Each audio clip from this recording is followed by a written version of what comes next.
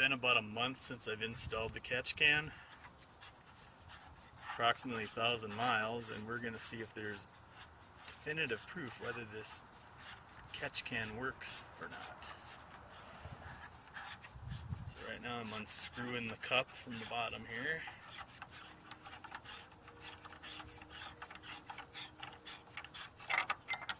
There we go. Look at that. Sun here.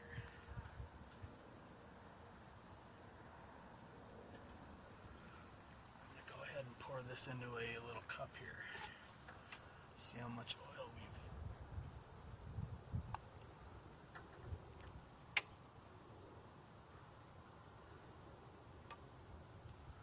Look at all that.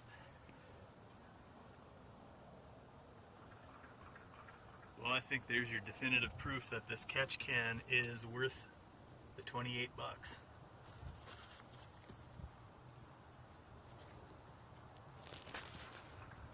Here is, after approximately 1,000 miles, this is a 9-ounce cup. So let's say that's about 2.5 ounces. It's not all oil, there's some condensation in there as well. You kind of tell. It's a little milky. I did check the dipstick and it's down maybe one little hair on there, not enough to even register like a quarter. It's less than a quarter quart down. I guess it also leads me to wonder if paying extra for this Valvoline modern engine oil is worth it, since I don't really have a comparison to the Pennzoil Platinum that I was using previously.